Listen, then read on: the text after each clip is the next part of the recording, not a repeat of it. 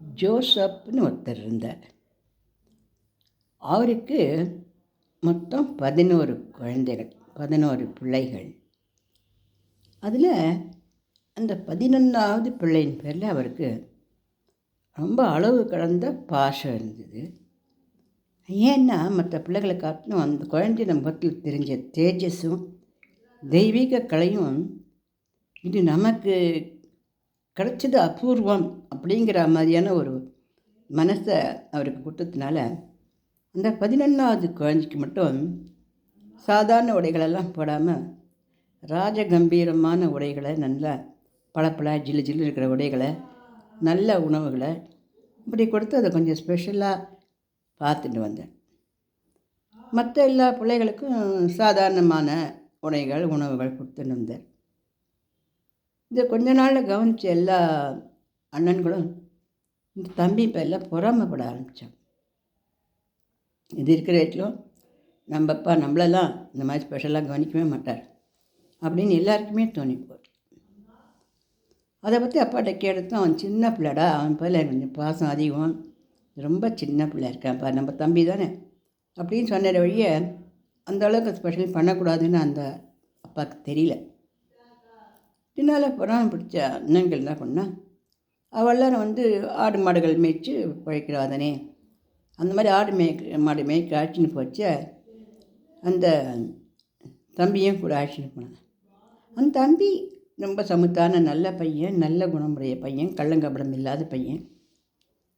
அண்ணா நீங்களாம் பாருங்களேன், நான் ஒரு நாளைக்கு ராஜாவாக மாறி உங்களுக்கெல்லாம் எல்லாம் வாங்கி தரப்போறேன், உங்களுக்கெல்லாம் எல்லாம் பண்ண போகிறேன் அப்படின்லாம் பேசிகிட்டே வருவான்.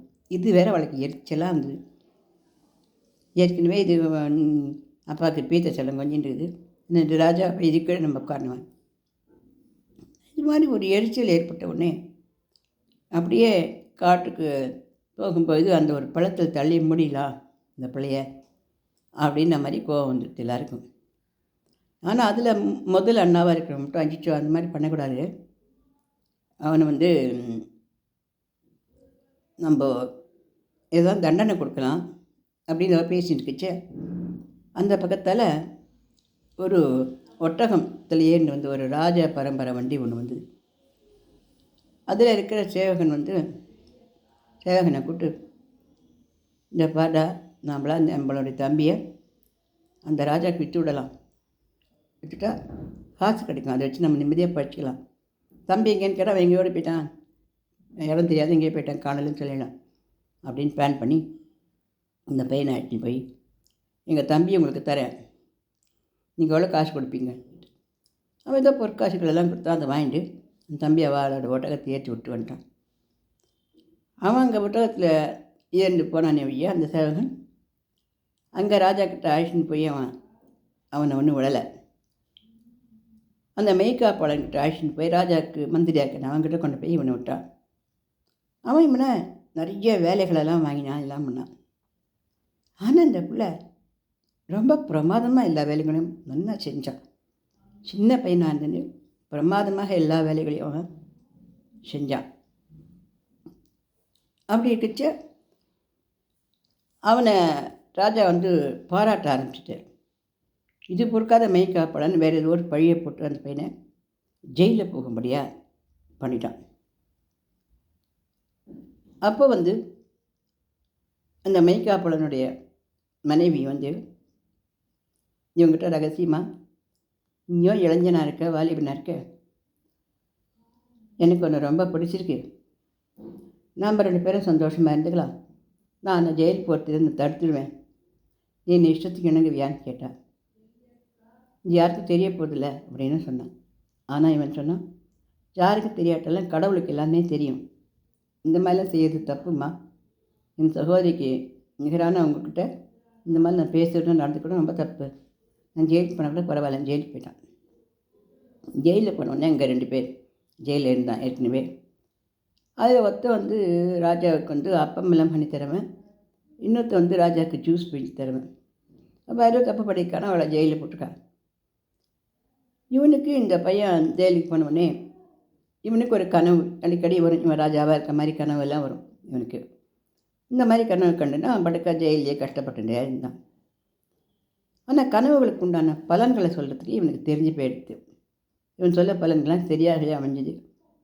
அப்போ அந்த ஜெயிலில் இருக்கிறவா இன்னொரு தலையில் 3 அப்பா கூட இருக்கிற மாதிரி காக்கா குத்துற மாதிரி கனவு கண்டேன் அப்படின்னு ஒருத்தன் சொன்னான்.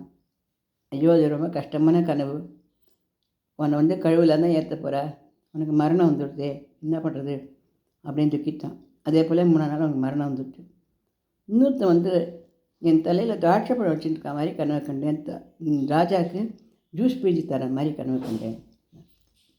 இது ரொம்ப நல்ல கனவு. நீ ஜெயிலேருந்து விடுதலை ஆகி போய் மறுபடியும் ராஜாவுக்கு சேவகனாக இருக்க போகிற. அதே போலவே அதுவும் நடந்தது. ஆனால் நீ ராஜாக்கிட்ட போனோடனே என்னை விடுதலை பண்ண சொல்கிறியா கேட்டான். ஆனால் அவன் அதெல்லாம் மறந்து போயிட்டான். அவன் போட ராஜாவோட தான் அவன் பட்டுக்கிட்டான். இன்னும் 2 வருஷம் போயிருந்தது. இன்னும் அப்படியே இந்த ஜெயிலே இருந்துட்டு இருந்தான். அப்போ எனக்கு ராஜாவுக்கு ஒரு கனவு வந்தது. அந்த கனவில் 7 கொழுத்த பசு மாடுகளும் 7 நோஞ்சான் மாடுகளும் கனவில் வந்தது.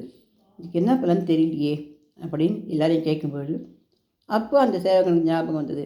என் கூட ஜெயிலில் இருப்பான்னு ஒரு பையன், நீங்கள் போட்டங்களே, அந்த பையன் வந்து மேய்க்காப்லாம் அழைச்சிருந்தானே முன்ன ஒரு தரம். அந்த பையன் வந்து அந்த கனவுக்கெல்லாம் பலன் சொல்லுவான்.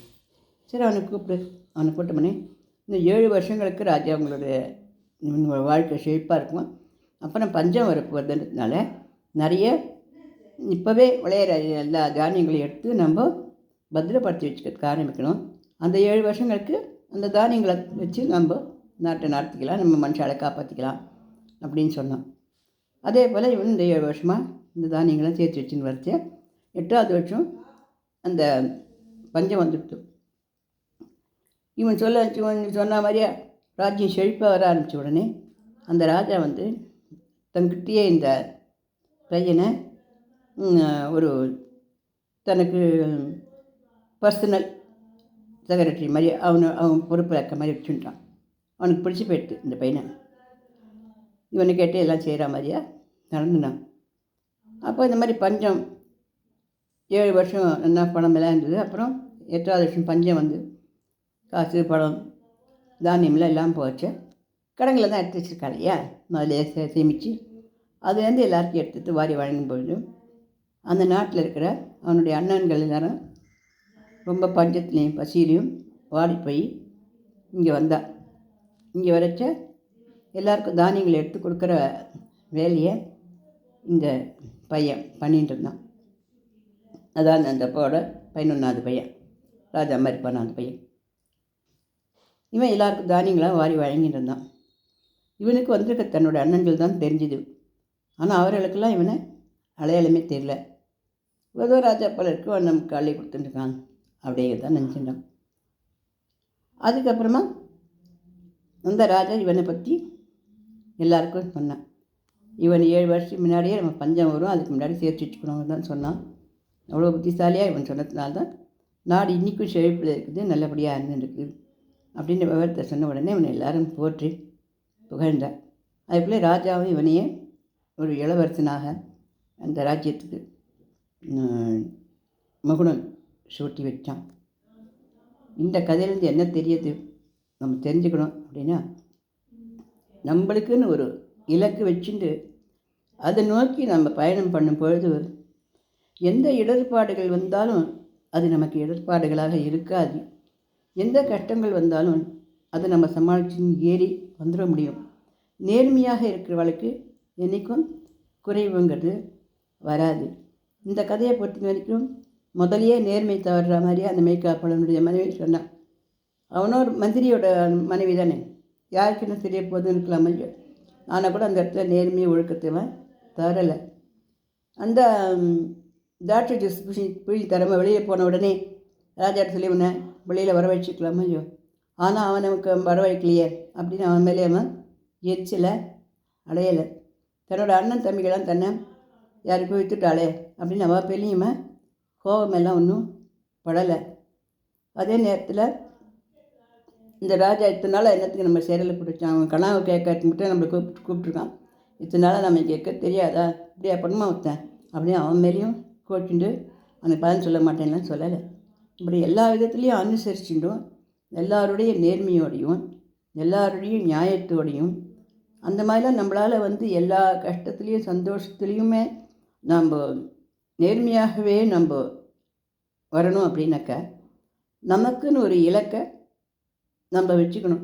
நம்ம அதை நோக்கி பயணம் பண்ணும்போது நடுவில் இந்த நேர்மை, வாய்மை, தூய்மை, ஒழுக்கம், பிறர் மனம் நோகாத நடக்கிறது, பிறர் மேலே எரிஞ்சு விழாமல் இருக்கிறது, யாராவது ஏதாவது தொல்லை கொடுத்தாலும் அதை பற்றி கவலைப்படாமல் இருக்கிறது, இப்படிப்பட்ட நல்ல குணங்கள்லாம் நமக்கு வர வர வர வர நம்ம ராஜா மாதிரி வாழ முடியும் அப்படிங்கிறது அந்த கதையினுடைய பொருள். இந்த கதை பிடிச்சிருந்தா லைக் பண்ணுங்கள், ஷேர் பண்ணுங்கள், சப்ஸ்கிரிப்ஷன் கொடுங்க. நன்றி, வணக்கம்.